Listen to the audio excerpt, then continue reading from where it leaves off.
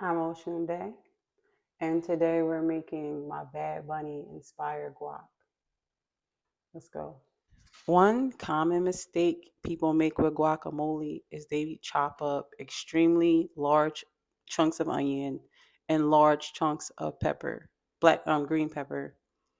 And there's nothing super special about this recipe. And I know people go to restaurants and pay a whole lot for guacamole, but it's really quite simple. You have to chop the onions up super fine. The garlic has to be chopped up super fine, and the onions and the cilantro.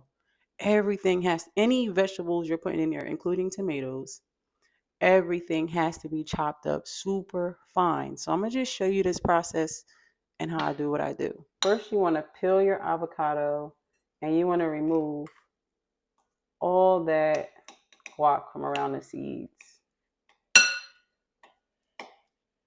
I could easily do this with my fingers, but I have these nails on.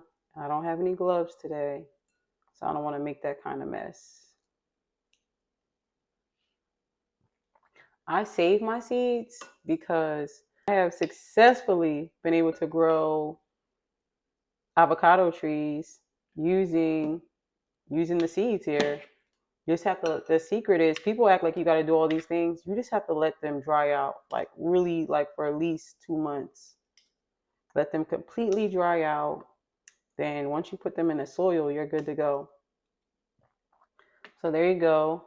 I removed all of my seeds. So I'm going to place this to the side for a moment, and I'm going to chop up my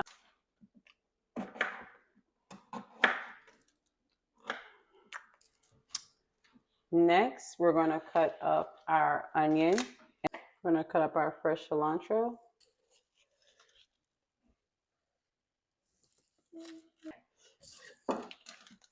So now that we've diced everything up super small, as small as we could get it, now we're going to add that mixture into our guac.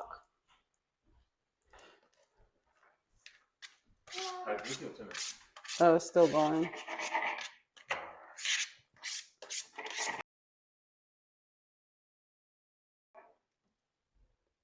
I like to add cayenne pepper, but you also can use chipotle, and there's a lot of different peppers you can use, but this is jalapeno, like any kind of pepper that you like, but I'm going to use cayenne today. So I'm just going to put a sprinkle of cayenne pepper. Don't want it too hot.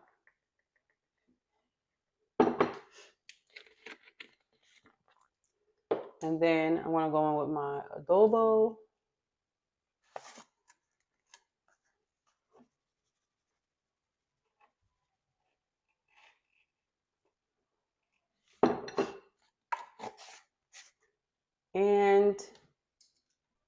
And as usual, my Celtic salt, because this just, it makes the taste so much better than regular salt to me. The flavor is off the charts. And now I'm going to roll my lime a little bit just to help.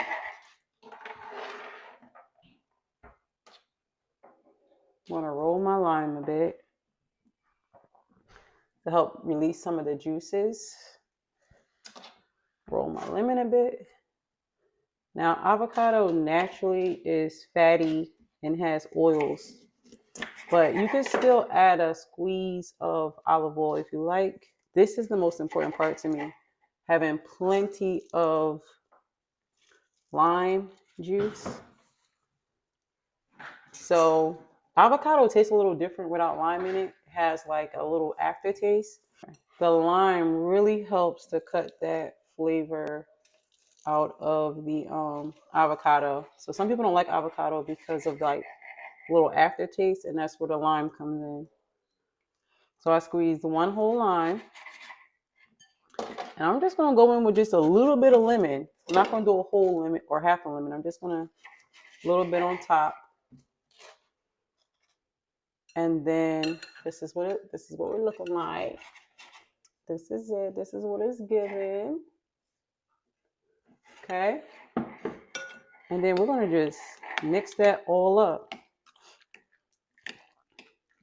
And especially when you're going raw, this is extremely important to have your fatty foods for the day. Because a lot of fruits don't have fat in them.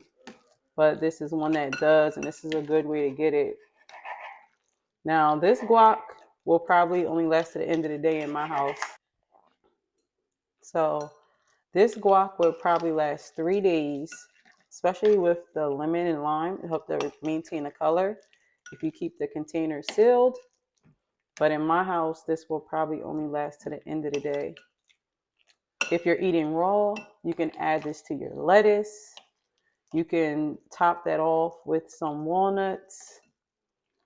And this is really a dressing in itself. But honestly, you can chop up some tomatoes, some guac, and some fresh walnuts. That is going to be a superior snack, afternoon, lunch, whatever you want to call it, whatever it is for you. If you're eating hot food, you can add this to your soup. You can add this to just about anything. But the biggest thing where I see people go wrong with guac is just that their vegetables are cut up too big, and it takes away from the flavor. So when you let it rest, you give the salt a chance to really marinate the flavor all the way throughout. Some people like their guac slightly sweetened, so you can add a little honey or a little agave if you want a slight sweet taste. This is a great time to add your tomatoes after you really, press it down really good to get as many of the lumps out as you need.